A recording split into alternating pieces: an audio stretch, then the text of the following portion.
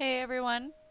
In this tutorial we're going to be creating a kind of cloudy dark mug. So we're going to use Pitch Black and Current, both by Tim Holtz, as well as Pinata Brass and my water brush to detail the mug. And we're going to add in something a little different at the end here. It'll be kind of interesting. So I'm just going to refill my water brush here with alcohol.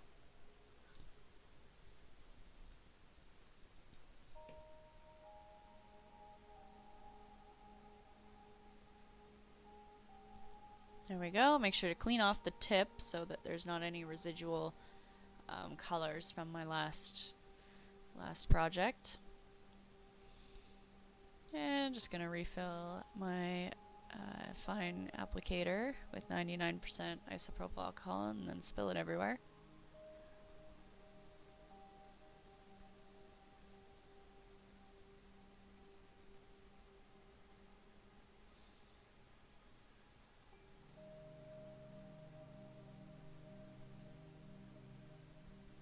You can get these fine tip applicators at most art stores or else online. I believe Amazon has 3 packs for about 15 bucks or so.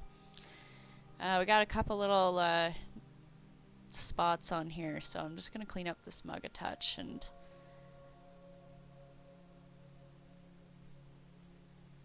make sure that it's perfect.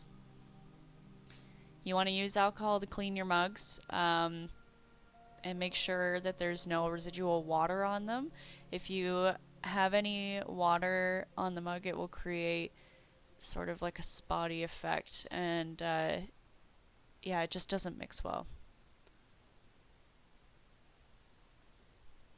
Okay, again, I'm gonna start with my metallic.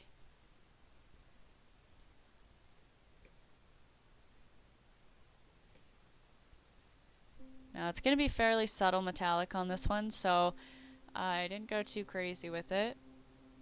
And you have to remember too, a lot of it's going to fall off. It's a real shame that it weighs so much, but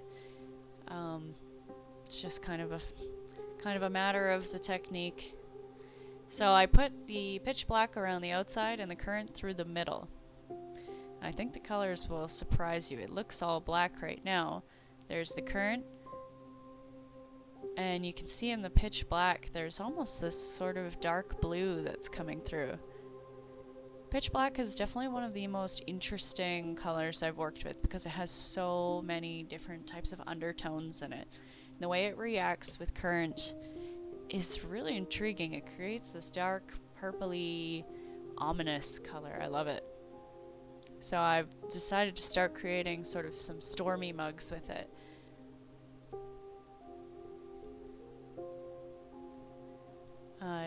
As you can tell, I've turned off the sound on my blow dryer so it's not so blaringly loud. But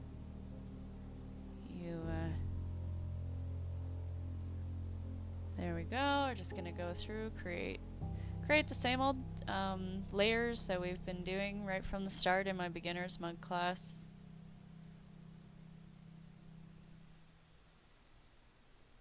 Trying to control the flow of the alcohol and make sure that it's going around and making sense.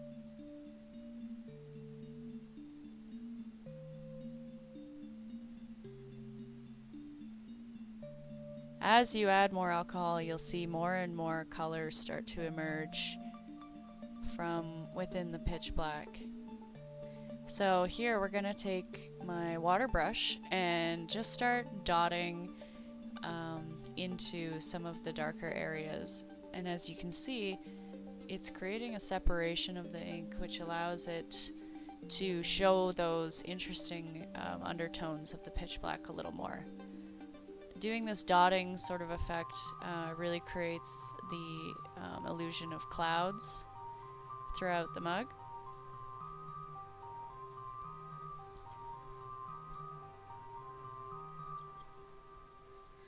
The alcohol is basically pushing the ink away from itself.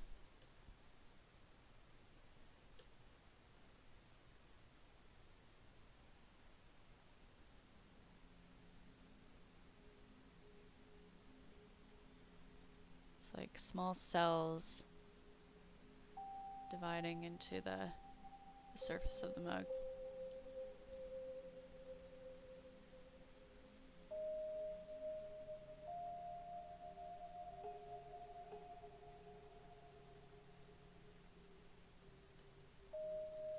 This is a great way too to get rid of any areas that you think has a bit excess of ink. If there's some really thick spots that you feel like are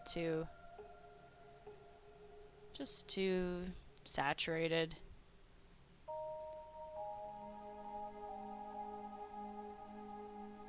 Keep in mind, if you do have thick spots on your mug, that it will take longer to dry.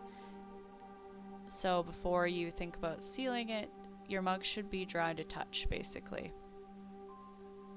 So this mug in particular, I would definitely wait the full 24 hours before even thinking about spraying it with Camar, because it is just such a thick inked mug. Sorry, excuse my getting too up close there. I needed to see over my camera.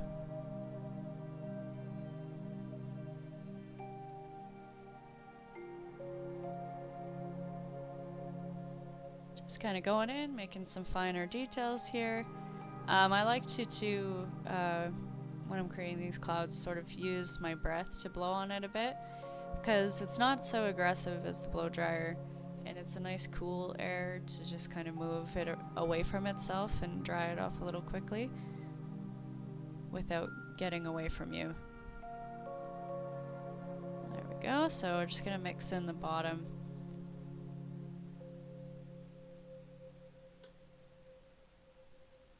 And even though the mug is so dark, I do still like to do the bottom a bit of a lighter color.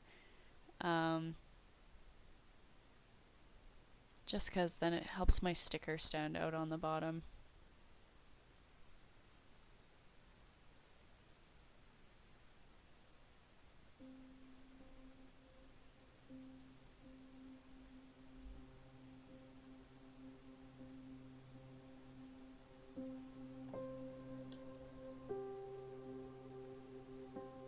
And I've been experimenting with stamps lately. So a great way to personalize your mug is to add your branded stamp on the bottom.